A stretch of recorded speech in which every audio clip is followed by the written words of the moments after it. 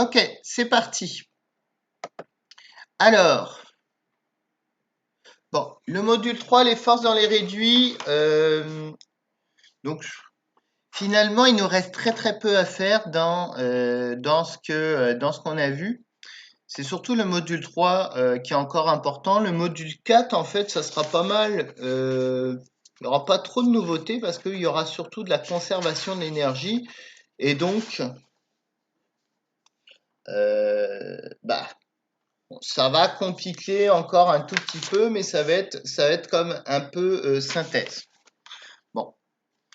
Dans le module 3, ce que vous voyez, bah là, ce qui vous intéresse, en fait, vous allez avoir des systèmes de distribution de fluides. Donc, généralement, bah, il y a deux systèmes qui peuvent vous intéresser. Premier système, c'est un système de chauffage. Donc, vous avez votre chaudière et vous faites passer votre eau, donc un système à eau dans des tuyaux. Donc, la première chose que vous aimeriez savoir, bah, finalement, c'est quelle est la puissance de la pompe que vous auriez à utiliser dans votre système. Et deuxième chose, c'est la même chose, vous pourriez avoir un système de ventilation. Donc, là, les tuyaux, bah, ça serait de l'air qui passerait dedans. Et encore une fois, on voudrait savoir quelle est la pompe qu'il faudrait passer. Tout est une histoire de pompe. Bon. Alors, donc il y avait deux choses importantes ce matin. La première chose, c'était la notion de conservation du débit. Donc, on se rappelle le débit il était défini comment? Il était défini, bah, il était défini par le volume divisé par le temps. Donc, c'est la quantité de matière qui passe en fait en fonction du temps. Donc, c'est en mètres cubes par seconde. Donc, ça, c'est une première manière de calculer. Mais une autre manière de le calculer qu'on utilise encore plus, c'est comme le volume. Souvent, c'est quoi? Bah, c'est la section fois la longueur. Et on divise par le temps. Bah, la longueur divisée par le temps, c'est la vitesse. Donc, finalement, bah, le débit, vous pouvez très bien le calculer par l'air fois la vitesse. Donc, voilà. Si on pourrait pousser un peu plus mathématiquement, le voir en tant que vecteur, pour vous, ça sert à rien. On prendra toujours la section, elle sera toujours perpendiculaire finalement à la vitesse de notre fluide. Bon, maintenant, deux choses qui est importantes, c'est vos conduites. Quand vous avez vos conduites, soit vous pouvez les mettre en série, soit vous pouvez les mettre en parallèle. Donc une conduite en série, qu'est-ce que c'est? Bah, par exemple, la voici, vous avez une conduite 1 et vous avez une conduite 2 et vous avez une réduction. Vous pouvez avoir un agrandissement avec un cône. Donc quand on parle de cône convergent et quand on parle de cône divergent, c'est la même chose. C'est juste qu'on inverse le cône. Et puis bah là, bah, si vous avez une quantité de matière qui est en train de passer ici, donc voilà notre débit, bah, qu'est-ce qui va arriver? Notre quantité de matière, elle doit passer. Comme la section diminue, mais bah, la section diminue, mais on ne veut pas perdre de temps, il ne faut pas qu'il y ait un embouteillage ici, bah, qu'est-ce qui se passe? On est obligé d'accélérer. Donc c'est ce qui arrive, c'est que vous avez ici, dans votre premier tuyau, vous avez un débit 1 avec une aire de section qui est plus grande. Puis vous voulez accélérer votre fluide, bah, qu'est-ce que vous faites? Vous réduisez votre conduite. Vous prenez une conduite qui est plus petite. Donc A2 va diminuer, ce qui va automatiquement faire augmenter la vitesse de votre fluide. Voilà, c'est tout à fait logique. Vous êtes sur une autoroute. Vous voulez sortir pour pas qu'il y ait de bouchons qui se créent à la sortie alors qu'il y a une réduction. Bah, ce que font les voitures, elles peuvent accélérer. Donc nous, on veut que notre fluide y passe. Donc notre fluide, pour pouvoir passer et garder le même débit, il va accélérer. Ça, c'est les conduites en série pour le débit. Deuxième chose, les conduites en parallèle, donc où dès que vous avez un rapport en T, bah, qu'est-ce qui arrive? Donc, mettons que vous avez une arrivée ici de votre fluide. Bah, une partie de votre fluide va repartir là, une autre partie qui va partir là. Bah, si j'ai 5 si j'ai 5 voitures qui arrivent, bah, j'ai 3 voitures qui repartent là, j'en ai 2 qui repartent là. Donc j'ai autant de voitures en entrée qu'en sortie. Bah là, c'est la même chose. Le débit total va être égal au débit 1, plus le débit 2, plus le débit 3, plus le débit 4, etc. Et Bon, comment on détermine quelle quantité part dans quelle conduite? pour l'instant, on ne le fait pas. On va le voir un petit peu plus tard. Donc voilà.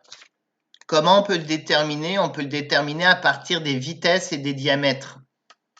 Pourquoi? Bah parce que vous allez avoir AV, puis après vous aurez A1V1 plus A2V2. Donc voilà comment on peut déterminer quelle quantité va partir dans le premier tuyau, quelle quantité va partir dans le deuxième tuyau. Donc après, ça va dépendre des situations, de qu'est-ce qu'on veut avoir. Et pour cela, on va utiliser la notion, on va peut-être utiliser la notion de pression, de force, etc. Donc ça va être plutôt dans la deuxième partie. Donc voilà. Voilà, non, mais pour l'instant, pour l'instant, on ne le fait pas. Ok. Bon, c'est tout ce que vous aviez à savoir au niveau du débit. Donc, vous devez savoir calculer un débit. Vous devez savoir que votre débit, en série, il reste le même, ce qui va nous permettre de changer notre vitesse. Et vous devez savoir que notre débit va se diviser. Bon, voilà. Donc, pour aller savoir quelle quantité, il suffit de calculer le débit. Si on vous donne les vitesses dans chacune des tuyaux, on vous donne les aires, vous êtes capable de voir dans quelle quantité ça part, etc. Là, bien sûr, il y aurait un Q3 qui partirait, donc on aurait un A3, V3 pour le coup, en plus. Bon, débit, il n'y a pas grand-chose, pas vraiment d'exercice là-dessus. Ce qui va nous intéresser vraiment, c'est surtout là, au niveau calcul de la hauteur de charge. Ok, alors, dans un tuyau, pour aller calculer la puissance d'une pompe qu'on a besoin, vous comprenez qu'on a besoin de connaître l'énergie finalement qu'on va avoir dans nos tuyaux. Sauf qu'avec les fluides, gardez la notion d'énergie et gardez le fait que l'énergie initiale plus le travail qu'il y a dedans est égal à l'énergie finale. Le faire sous cette forme-là, c'est un petit peu embêtant. Ce qu'on préfère, on préfère travailler avec la notion de hauteur de charge. Donc alors, les définitions. La pression, force par unité de surface. Elle se mesure en pascal. Alors, bien sûr, vous avez un fluide qui est avant votre quantité de masse que vous êtes en train d'étudier dans votre tuyau. Donc, le fluide, il pousse. Il pousse avec une force de pression. La force de pression et la pression, c'est pas tout à fait la même chose. La pression, c'est la force la force de pression divisée par la section de votre tuyau, ça va donner ce qu'on appelle la pression. Donc, confondez pas les deux. La pression, c'est vraiment la force divisée par l'unité de surface et la force de pression, c'est la force que la pression effectue. Donc la force de pression, c'est la pression fois l'unité de surface. Bon. On doit noter ces formules-là. Hein? Oui, bah cette formule-là, c'est sûr que vous en aurez besoin. La pression, c'est la force de pression divisée par la section. Vous allez toujours l'utiliser, cette formule. Ce qu'on va vous donner, bah, dans un tuyau, ce qu'on vous donne, c'est la pression dans le tuyau. Vous connaissez la section. Bah, vous savez que la pression va effectuer une force de pression. Et très souvent, dans le vocabulaire, bah, on parle de faut faire attention parce que souvent on va vous dire ouais vous avez une pression qui est là et on voudra vous parler de la force de pression. C'est un vocabulaire qu'on finit par mélanger. On peut dire la force de pression. Dès que vous mettez la force de pression, vous dites bah j'ai une force qui est la pression. On a compris. Mais une force de pression, là, c'est-tu genre des newtons par pascal ou kilopascal ou c'est juste des newtons? Une force, c'est toujours des newtons. Ouais, mais là, tu sais, c'est une force de pression, fait que c'est-tu aussi des newtons? Alors, une force de pression, c'est la force créée par la pression. Donc la force de pression, c'est la pression fois l'aire de la section. Ça, c'est la force de pression. Donc, quand on parle de force de pression, c'est en newton. Quand on parle de pression, c'est en pascal. Et 1 pascal, c'est 1 newton par mètre carré. Voilà. Donc, bah, on peut faire un exemple, un petit exemple très simple. Oui, on va aller se créer une diapositive pour vous expliquer. Hop. Alors, allons-y. Non, là, je vais enlever, je ne veux plus dessiner. On va effacer ça. Donc, pour comprendre la différence,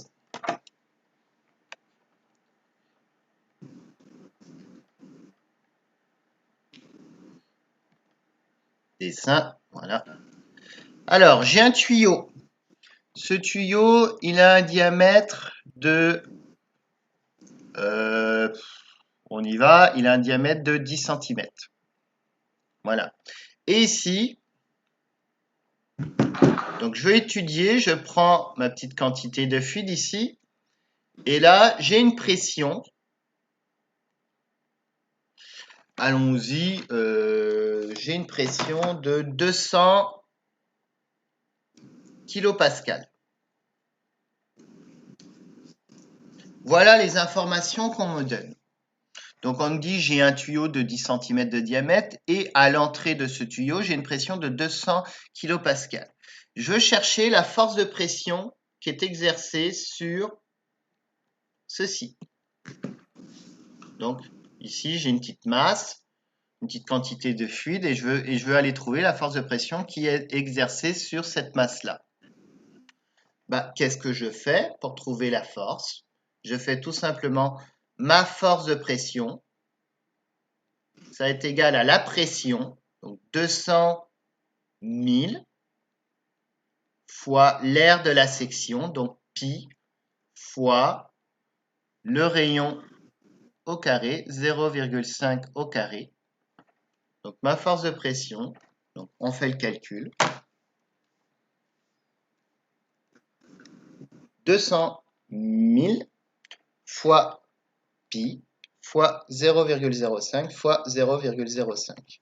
Donc on va avoir une force de pression de 1570 newtons. Ça va pour la différence? Oui, ça va bien. Voilà.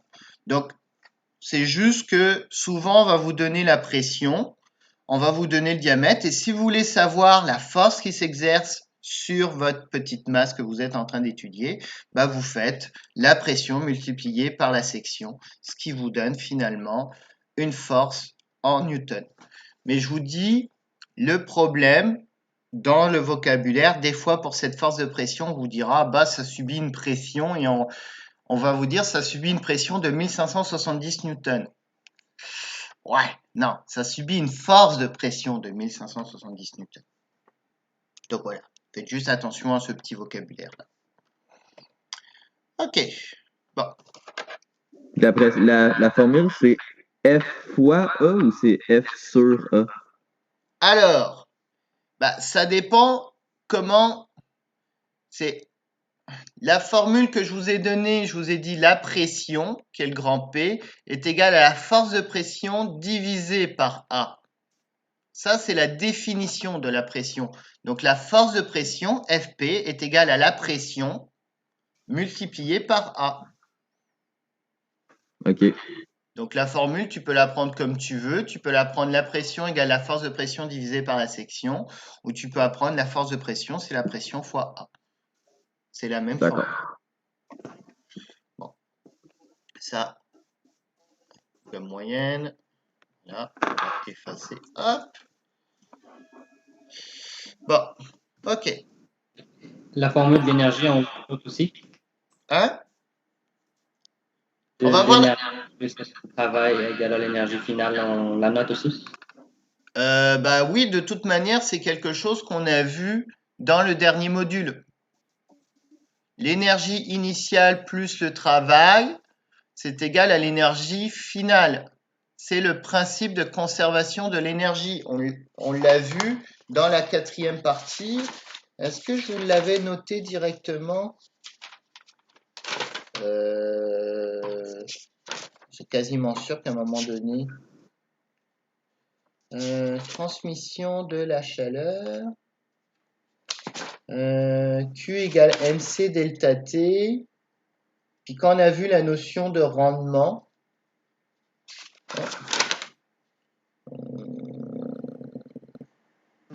ah non, effectivement, on l'avait pas tant vu que ça. Mais de toute façon, c'était pour calculer le rendement, ça on l'avait vu. On en rediscutera à la 4e partie, mais ça c'est le principe de conservation de l'énergie. Au départ, vous avez une énergie auquel vous mettez un travail et à la fin, vous obtenez une énergie. Donc l'énergie ne se perd pas. C'est l'énergie, ça représente comme votre compte en banque. Vous mettez soit vous mettez de l'argent dessus, c'est un dépôt, donc ça sera positif, un travail positif, soit vous faites un retrait, c'est négatif, et ce qui vous reste à la fin, c'est votre compte final. Je vous l'avais pas présenté comme ça? Rappelle pas, mais peut-être, je sais pas. Ok, bon en tout cas, je vous le rappelle, et puis quand on avait parlé de chaleur, la chaleur c'est quoi? Bah justement, la chaleur c'est en fait du travail, mais c'est le travail pour l'énergie thermique.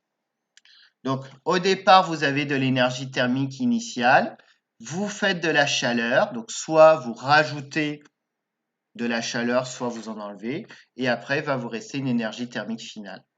Donc c'est la même chose. Donc voilà. Bon. OK. Et puis de toute manière, cette formule-là, justement, on le revoit dans le module 4, la notion d'énergie, parce qu'en fait, ça, c'est primordial dans tous vos cours, la conservation de l'énergie. Et on le revoit vraiment en détail dans le module 4 qui s'appelle Principe de conservation d'énergie. On est obligé de le voir maintenant, mais on le revoit encore dans le module 4.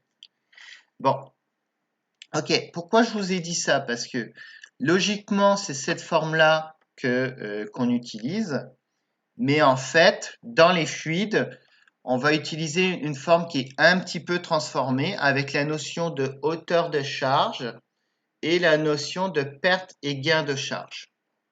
Bon, la hauteur de charge, ça va représenter en fait la quantité d'énergie du fluide. Donc la hauteur de charge, ça va vous représenter ceci. La hauteur de charge initiale, puis après vous aurez la hauteur de charge finale. Donc ça sera votre énergie initiale, la hauteur de charge initiale. Sauf que on va aller la diviser. Vous prenez votre énergie et vous la divisez comme par le poids. Donc vous divisez par mg. Voilà. Et on va voir pourquoi c'est un petit peu plus simple. Les pertes et les gains de charge, en fait, ça va être le travail. Donc les pertes et gains de charge, ça va être ceci. C'est le travail, mais ça va être divisé par mg. Donc qu'est-ce qu'on va voir? On va voir la hauteur de charge initiale qui va être égale à plus les pertes et gains de charge, et ça va être égal à la hauteur de charge finale. Et qu'est-ce que ça représente? Ça représente la hauteur maximum. Une hauteur de charge, ça représente la hauteur maximum que peut atteindre votre fluide si elle était considérée en énergie potentielle de gravité. Voilà. Sinon, la puissance, je vous rappelle que c'est l'énergie divisée par le temps. Donc voilà, donc c'était des petits rappels. Ok. Alors, voyons voir un peu. On prend un fluide. Mon fluide, il va posséder une énergie initiale. Au départ, la quantité de fluide que je suis en train d'étudier, la voici. Notre système initial, il est ici. Il part d'ici et il arrive là. Donc tout ce que je suis en train d'étudier, c'est ça. Ce fluide, comme il est dans un tuyau, qu'est-ce qu'il est en train de subir? Il est en train de subir une force de pression. Donc, il subit votre force de pression qui est ici. Qu'est-ce qu'il subit d'autre? Il subit toujours le poids. Le poids est toujours existant.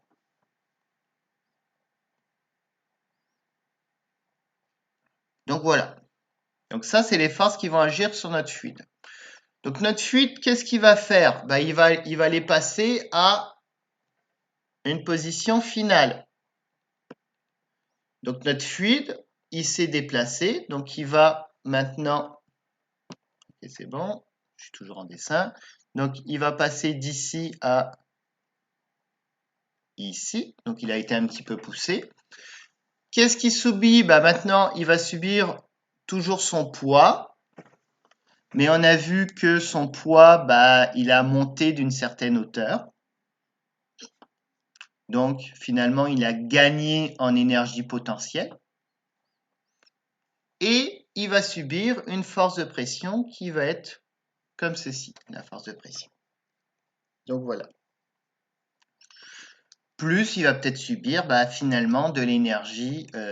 Qu'est-ce qui manque à ça?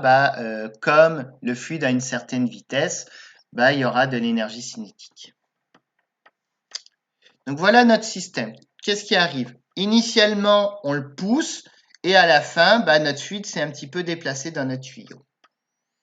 On va regarder entre les deux un petit peu qu'est-ce qui est arrivé. Donc, quand je veux résoudre un problème comme ça, je pars d'une position initiale, je vais à une position finale. Comment je résous ça? Première chose, j'étudie les variables du mouvement qu'il y a. Donc, initialement, je vais avoir une hauteur, donc y1 qui vaut 0, et je vais avoir une vitesse initialement. Pour trouver ma vitesse, je me base sur le débit. Le débit divisé par la section 1. La section qu'on a au départ.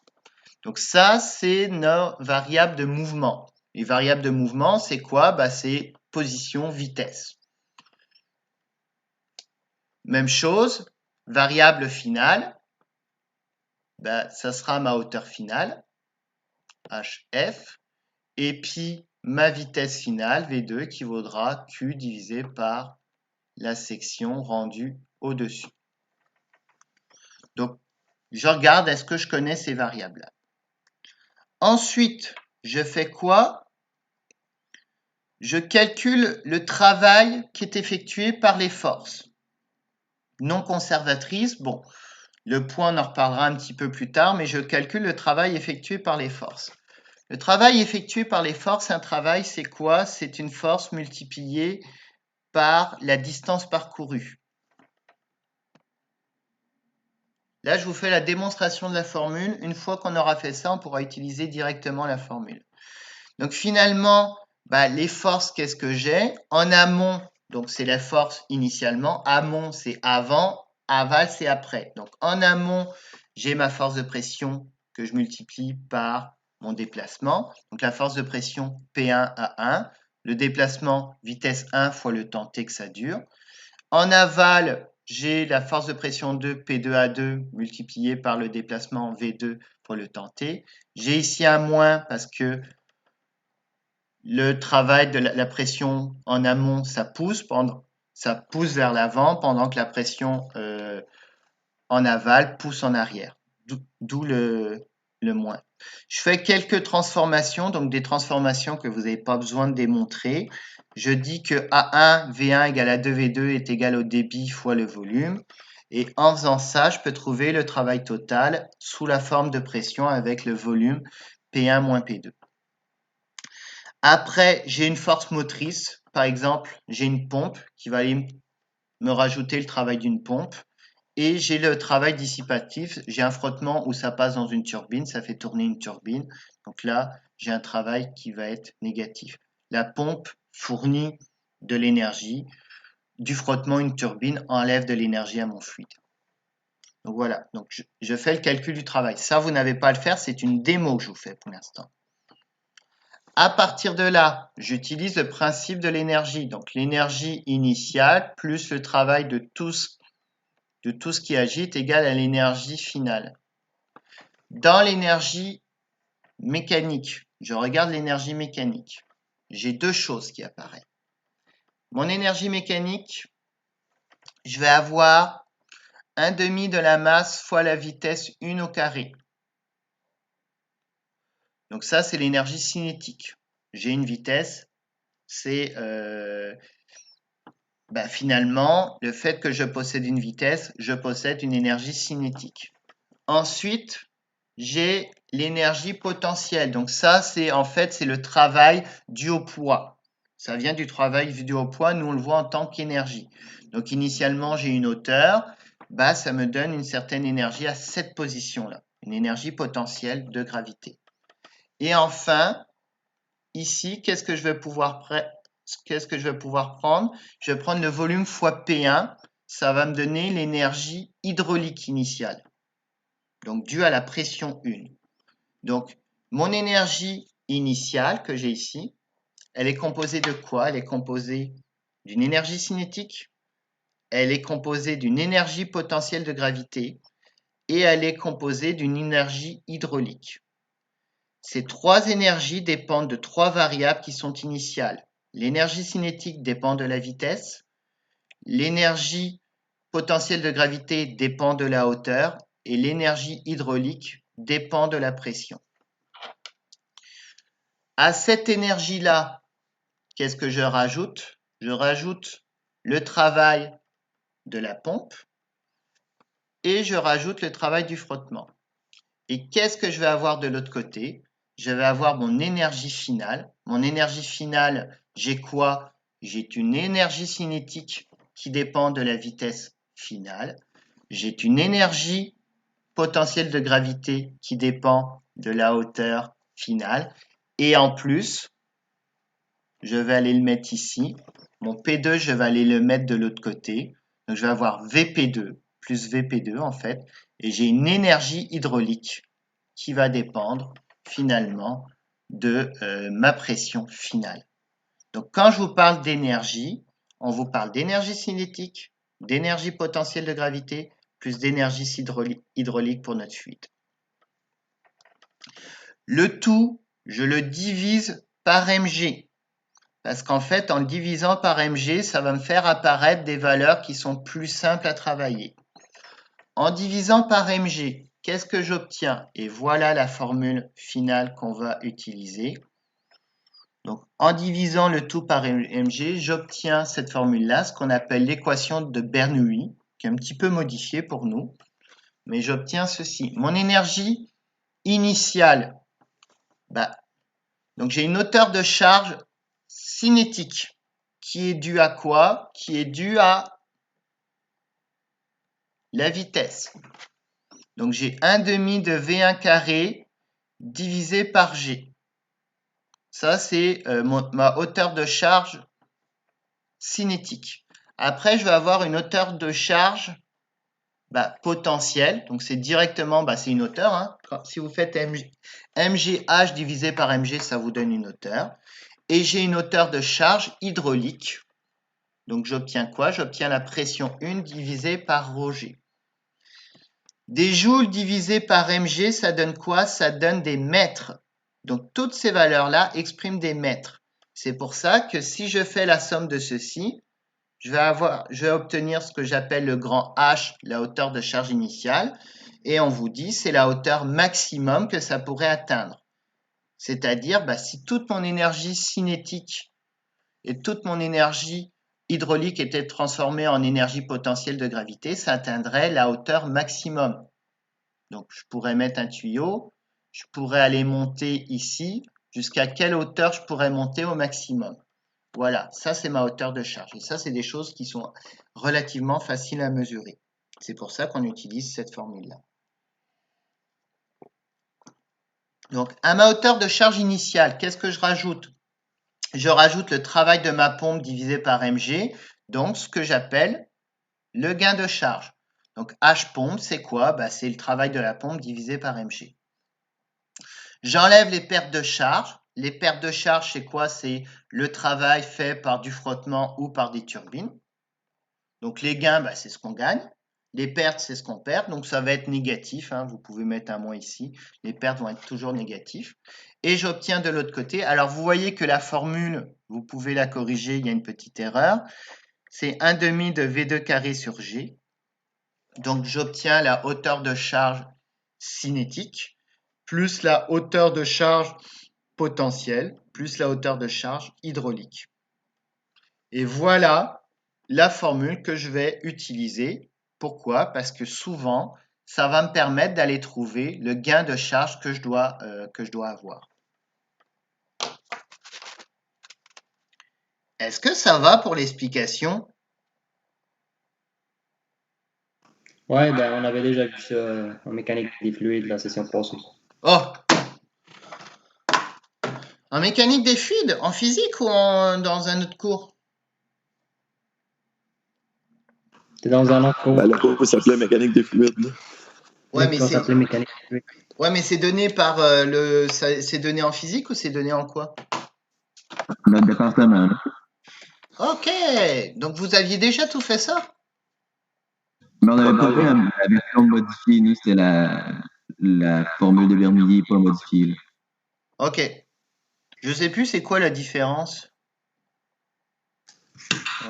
Faudrait que je la retrouve. L'autre, c'est des pressions, puis les. Tu sais, on n'a pas l'accélération gravitationnelle, si je me souviens bien, puis tout ça. Ok, ouais, c'est tout à fait possible. Mais quand vous voulez aller calculer, regardez, de toute manière, vous avez fait un cours de mécanique des fluides et vous faites le cours de physique générale après. Bon.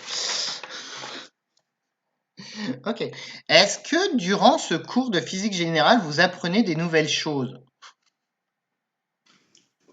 Oui. Tout le début de la session, on n'avait pas vu ça encore. Ok, d'accord. Bon, c'est bon. D'accord. Bon, on revient sur des choses que vous connaissez un petit peu, mais au moins, je viens de vous démontrer d'où est-ce que ça vient. Finalement, on vient de faire une petite démonstration. Mais ce que vous avez à faire, vous devez aller calculer les hauteurs les puissances de pompe. Alors, ce qui vous manquait maintenant, une fois qu'on a un gain de charge, je pense que je ne l'avais pas mis comme formule, mais on peut la rajouter, c'est la puissance de la pompe. Oui, qui est dans, ça manquait dans la présentation. Elle est dans les notes de cours à la page 49. Maintenant, si je trouve le gain de charge, parce que souvent, les pertes de charge, on va vous les donner, vous allez les calculer, vous allez les trouver. Ce que vous allez savoir, c'est quelle pompe vous voulez mettre. Donc la puissance de la pompe que vous voulez mettre. Une puissance, c'est quoi? Je vous rappelle, c'est l'énergie divisée par le temps. Donc en fait, qu'est-ce qu'on fait? On prend le travail de la pompe et on le divise par le temps. Maintenant, le travail de la pompe, c'est finalement assez facile à démontrer. Mais vous allez obtenir ceci, la masse volumique de votre fluide fois G fois le débit fois finalement votre gain de charge. Voilà. C'est tout. C'est aussi simple que ça. Donc vous pouvez calculer la puissance de la pompe. Je ne vous ai pas fait la démonstration, mais je vous dis, ça vient du travail divisé par le temps. Donc quand vous connaissez votre gain de charge, vous êtes capable de trouver la puissance de la pompe. Et c'est le but des exercices. C'est ce qui termine, je pense, voilà, c'est ce qui termine la présentation. On vous rappelle juste un petit peu la méthode de résolution. Donc quand vous avez un problème sur l'énergie, qu'est-ce que vous faites? Première chose, vous identifiez les variables du mouvement à chaque point, donc du point initial, du point final. C'est quoi les variables? Bah, c'est Y1, c'est V1, puis en plus, on va aller vouloir trouver la pression. Donc pour pouvoir faire notre exercice, on a besoin de ceci, ça nous permet de trouver la hauteur de charge initiale. On se pose la même chose. En finale, est-ce que je connais la hauteur de ma position finale? Est-ce que je connais sa vitesse ou est-ce que je connais sa pression? Voilà. Donc déterminer le débit à partir de la configuration. En connaissant le débit, vous allez trouver la vitesse. Les pressions, on va vous les donner ou ça sera dans vos inconnus. Et déterminer à une hauteur à partir de relations trigonométriques, bah, des fois on vous donne, vous avez un tuyau de 100 mètres qui est à 20 degrés, bah, vous devez la hauteur, vous allez trouver la hauteur qui va faire. Donc c'est la première chose qu'on fait. La deuxième chose, on identifie les pertes et gains de charge. Donc on regarde est-ce qu'on a une pompe, puis on regarde est-ce qu'on a des pertes de charge. Donc les pertes de charge, souvent, comment ça vous sera donné? Ben, on vous dirait la perte de charge due au frottement, bah, c'est dû à votre matériau, etc. C'est souvent donné sous la forme, bah, on perd 3 mètres à chaque 100 mètres de conduite. Bon, bah, si vous voulez trouver la perte de charge, bah, vous avez 1 km de conduite. Vous, ça m'étonnerait fort parce que vous êtes en mécanique des fluides. Vous êtes dans une maison, donc les pertes de charge vont être un petit peu moins importantes. Mais imaginez le réseau de distribution de la ville. Si ça fait 3 km, vous savez que vous perdez 1 mètre tous les 100 mètres de conduite. Bah, vous pouvez faire le calcul. Bien sûr, vous comprenez que le réseau de distribution que vous faites dans une maison, bah, c'est le même raisonnement pour celui de la ville, c'est le même raisonnement pour celui d'une usine, etc. Donc tout ce que vous venez, c'est adaptable. Ça, c'est quelque chose que vous partagez en commun avec le cours de génie civil. Et enfin, vous utilisez le principe de conservation de la hauteur de charge. Donc, qu'est-ce que je vous ai marqué? L'équation de Bernoulli transformée. C'est ça que vous utilisez. Bon. C'est ce qui termine la théorie pour aujourd'hui. Donc voilà. Bon.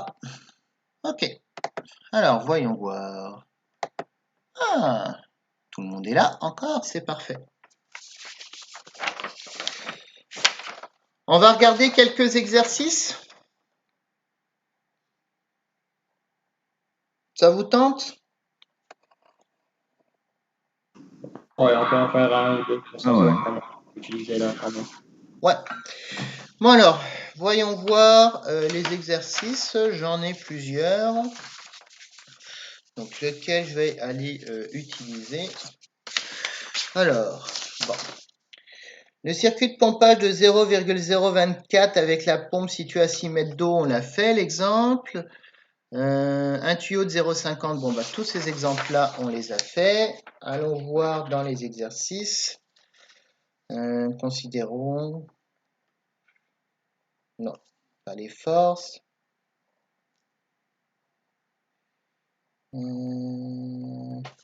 Ouais, celui-ci pourrait être pas mal, le 8. Hop. J'en ai peut-être un cône convergent.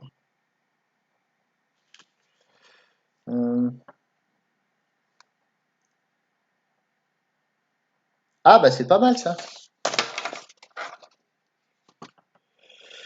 Y1, P2, parfait.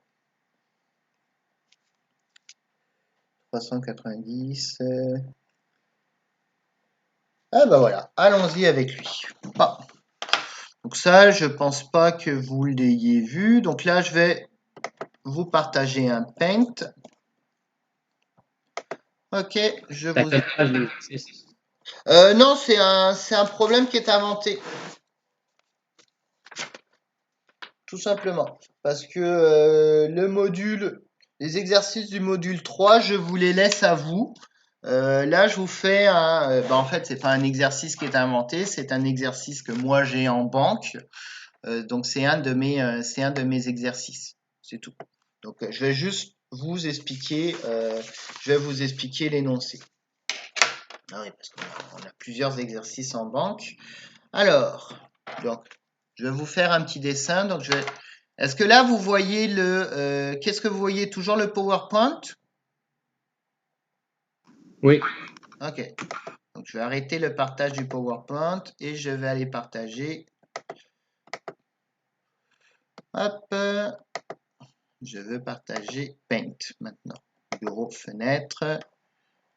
Fenêtre de l'application. Voilà. Donc là, logiquement, vous avez un Paint.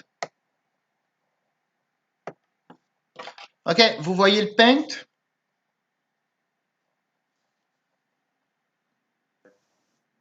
Est-ce que vous voyez le Paint? Oui, oui, oui. Parfait. Alors, Ouais. donc, je vous dis. Je vous lis l'exercice, puis on va faire un petit schéma pour le situer. Donc, on a un cône convergent qui est monté sur une conduite d'eau verticale. Donc, notre cône convergent, il va être comme ceci. Voilà. Et là, c'est vertical. Donc, on nous donne un débit. Donc, notre débit va être de 0,055 mètres cubes par seconde. Alors, pour les besoins de l'exercice, on va garder 4 chiffres significatifs après la virgule. C'est ce que je vous conseille tout le temps, de garder 4 chiffres significatifs après la virgule parce que avec les histoires de pression, vaut mieux être le plus précis possible. Donc déjà, première question. Ça, c'est le débit à l'entrée. Donc c'est le débit ici. C'est quoi le débit à la sortie? C'est le même, il change pas. Exact. Donc ici, vous avez exactement le même débit. Donc ça tombe bien. Voilà. Ce qu'on vous donne, on vous donne directement l'aire de la section 1. Donc ici à l'entrée. Donc à l'entrée, vous avez une section qui vaut 0,177 mètres carrés. Bon, des fois, on peut vous donner la section pour vous faire gagner du temps. On aurait très simplement pu vous donner le diamètre. Et on vous donne la section à la sortie qui vaut 50,3 cm². Ah bah tiens, juste pour bien embêter, on vous donne dans une autre unité. Bien sûr, on pourrait vous donner ça en pouces. Il y a des avions qui se sont crashés pour moins que ça. Il y a une histoire véridique que les Français travaillaient en centimètres, les Allemands travaillaient en pouces. Ça, c'était chez Airbus. Puis quand ils se sont emmenés avec les plans, là, ils ont eu des sacrés problèmes parce que vous aviez des plans en centimètres et d'autres plans en pouces. Bref. Et pour ça, je vous dis, il faut toujours faire attention à ça. Le cône a une longueur de 50 cm. Donc ici, on vous dit le cône fait 50 cm. Donc finalement, bah, notre aire d'entrée, elle est là. Et notre aire de sortie est ici. Et voilà. Et on vous donne son volume. Il a un volume de 5360 cm3. La pression à l'entrée qui est ici, donc on vous donne la valeur de P1. Ça vaut 390 kPa. Bien sûr, la question est, quelle est la pression en sortie? Voilà votre question.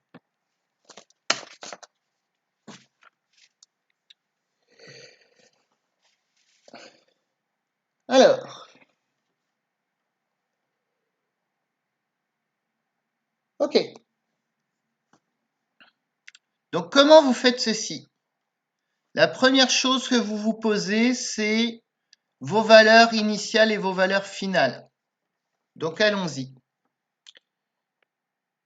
Y1 initial, on le pose, ça vaut 0 mètres.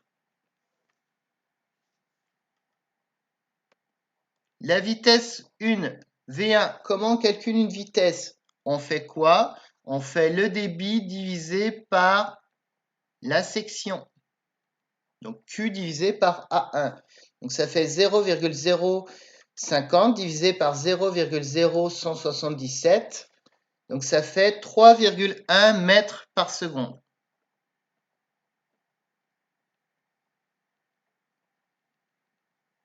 Et on regarde, est-ce qu'on connaît la pression 1? On connaît la pression 1, 390 kPa.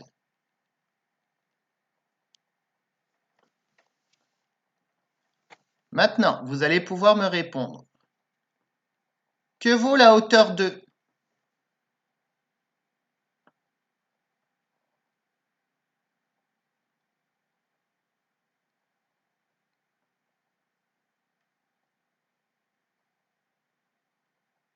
Ah, j'attends votre réponse. Ça l'a coupé, je pense. Ok. Est-ce que vous me entendez là? Moi, oui, mais je sais pas les autres. Ça Ouais, coupe un peu, mais oui, je viens de t'entendre. Ok, parfait. Bon, quelle est la hauteur 2? 50. Oui, c'est 50 cm, donc on le traduit, ça vaut 0,5 mètres. La vitesse 2, V2, on fait quoi? On fait Q divisé par A2. Bon, bah ça, je ne vous fais pas calculer, hein. Vous prenez votre débit, vous le divisez par A2. Alors, on fait attention, on transforme les centimètres carrés en air, en mètres carrés. Donc, ça va donner une vitesse V2 de 10,9 mètres par seconde. Et la pression 2, c'est notre inconnu. Bien sûr, il faut qu'on ait une inconnue. Pour l'instant, on n'a pas de pompe. Donc, on n'a pas de gain ni de perte de charge. Donc, maintenant, on peut faire les calculs. Je vais effacer ceci. Donc, vous marquez votre résultat. Donc, V1 carré sur 2G. Donc, la hauteur de charge cinétique plus la hauteur de charge de gravité plus la hauteur de charge hydraulique, P1 divisé par ρg. Ah, c'est sacré ρg. Ici, on peut rajouter les gains de charge, les pertes de charge. Pour l'instant, ça est égal à 0. Puis de l'autre côté, vous avez la même chose.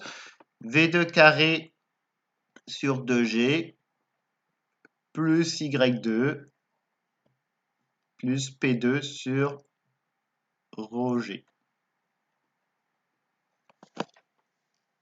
Voilà. Donc finalement, en faisant vos calculs, qu'est-ce que vous trouvez? Vous trouvez une hauteur de charge cinétique qui vaut 0,49.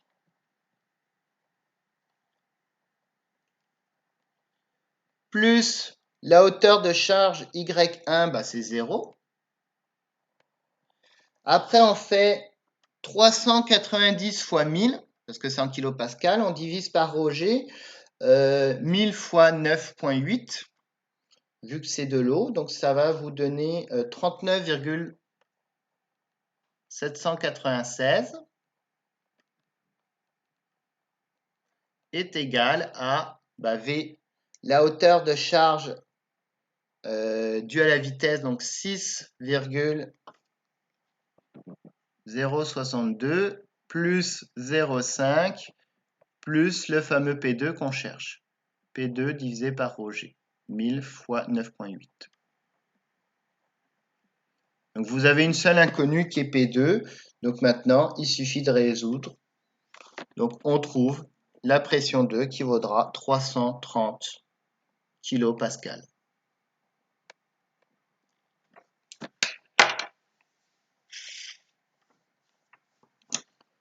Voilà. Ouais, mais. Oui. Roger, t'as trouvé ça où? Ouais, mais trop, là. On l'a pas, notre masse volumique. Wow, wow, wow, wow. C'est de l'eau. Ouais, pris. Ouais. C'est quoi la masse volumique de l'eau? 1. Bon. Donc, la masse volumique ici, ça pèse 1000 kg pour 1 mètre cube. Donc, c'est 1000.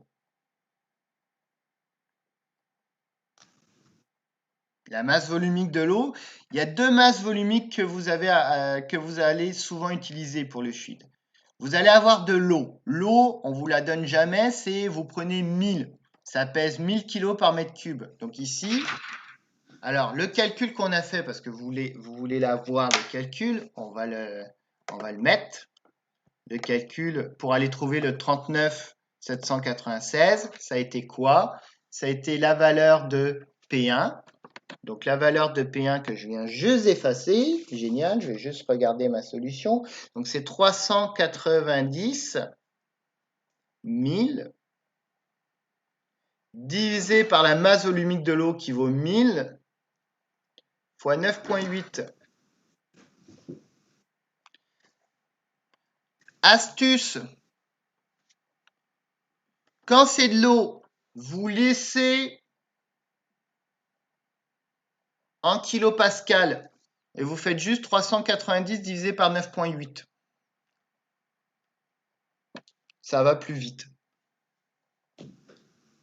Donc c'est pour ça qu'on vous donne souvent les résultats en kilopascal, parce que en utilisant en kilopascal, vous divisez par la masse volumique qui vaut 1000 fois 9,8. Alors tout ce que vous faites 390 divisé par 9,8 et ça vous donne votre hauteur de charge hydraulique. Voilà, vous pouvez vous épargner un petit calcul comme ça, et même chose, en faisant le calcul de P2 et en oubliant le min, on trouve le résultat directement en kilopascal. Mais ça, il faut avoir pris l'habitude de faire ce genre de calcul-là. Je vous le dis, ça, c'est des petites astuces qui sont très pratiques en tant que technicien.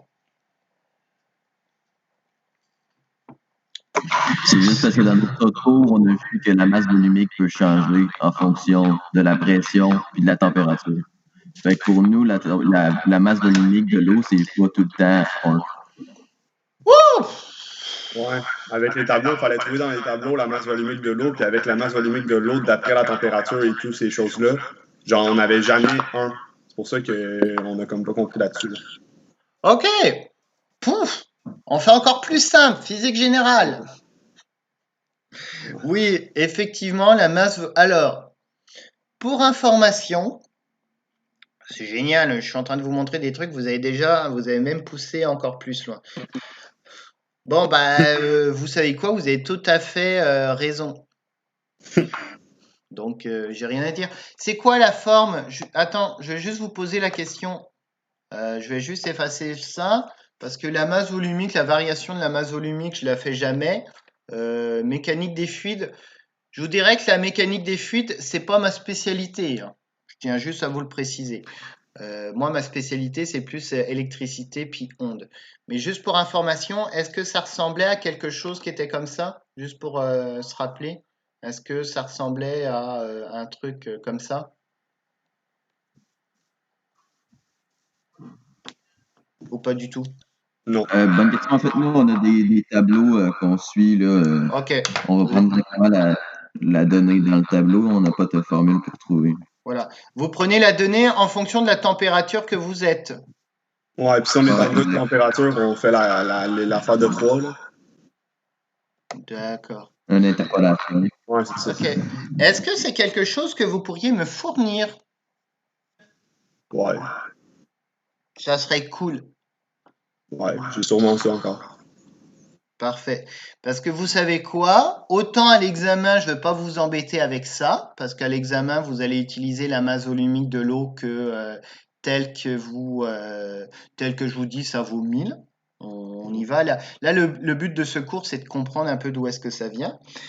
Autant dans le laboratoire final. Le laboratoire final que je vous fournis, c'est vraiment une étude complète que je vous demande. Si vous pouvez me rajouter des petits trucs supplémentaires comme vous avez appris dans vos autres cours, ça serait excellent. C'est le faire le plus réaliste possible. Donc avec des compétences que moi je vous apprends pas, que vous utilisez les compétences de vos autres cours. Puis là, il y a tous les autres, j'imagine que dans tous les autres qui doivent vous haïr actuellement, mais non. Le but, c'est au laboratoire final, si vous pouvez faire des choses qui sont encore plus réalistes que ce que je vous demande, avec les compétences que vous avez en tant que technicien, tant mieux. Après, comme je vous ai dit, soyez pas étonnés, c'est tout à fait normal que dans un cours de technique, vous voyez, c'est un cours de physique générale. Il y a certaines choses que vous aviez déjà un petit peu plus poussées, puis que vous en connaissiez déjà un petit peu plus que moi là-dessus. C'est tout à fait normal. Donc, je savais pas que vous aviez vu la variation de la masse volumique. Bah, pour vous, vous pouvez utiliser 1000 dans les exercices. Voilà. Ok, puis tantôt, tu disais que tu avais deux masses volumiques. L'eau, puis un autre. C'était quoi l'autre que tu disais que c'était comme une constante qu'on allait utiliser souvent? C'est l'air, la masse volumique de l'air, qui est donnée dans l'annexe 2. Ok. Parce que dans les fluides que tu utilises, les fluides que tu utilises le plus, c'est de l'air et puis c'est l'eau. Donc voilà, à part... est-ce que vous utilisez d'autres fluides? Ouais. Les antigels ou compagnie? Ouais, ben les liquides caloporteurs, là. Fait que, mettons. Oui, bah là c'est... C'est l'eau, c'est le meilleur, mais on rajoutait des fois avec du glycol, genre 30%, puis ça faisait quoi? Puis... Ah ouais, bah là c'est autre chose. Là. Si tu rajoutes quelque chose à ton eau, effectivement, ta masse volumique va changer. Mais au niveau de tes calculs, ces calculs-là ne changent pas. Non. Non, donc c'est pour ça, je vous montre une formule qui est générale. Après, que la masse volumique varie ou pas, ça change pas grand-chose. Effectivement, je pourrais vous donner une température, puis vous donner une masse volumique différente. Un examen, c'est possible avec ce Ça va que être vous correct, avez. Hein? ça va être correct, on va juste garder 1000, ça va bien aller. Je le savais que ça allait réagir. Vous m'envoyez ça, maintenant c'est trop tard. Vous me l'avez envoyé. Ouais, ça. Bah, vous allez m'envoyer, puis vous allez. En fait, ce qui est possible, je peux rendre les exercices un peu plus réalistes et vous dire à 20 degrés, puis aller prendre la masse volumique qui sera à 20 degrés ou qui sera à 24, etc. à partir de votre tableau. Ouais, mais on n'a peut-être pas tous les tableaux, là. Non, mais pour moi, dans les exercices, et je vous donne la masse volumique directement, c'est tout. Pour rendre les exercices encore un peu plus clairs. Est-ce que ça va, ça? Non. Oui. Bon. Est-ce que vous voulez qu'on refasse un autre exercice ou pas? Ça va être la même chose que ça. Bon, ça résumait, là, c'était correct, je trouve. Ok. Bon, bah pour cette semaine, c'était ce qu'on vous demandait de savoir. Donc là, je vais pouvoir couper. Je peux couper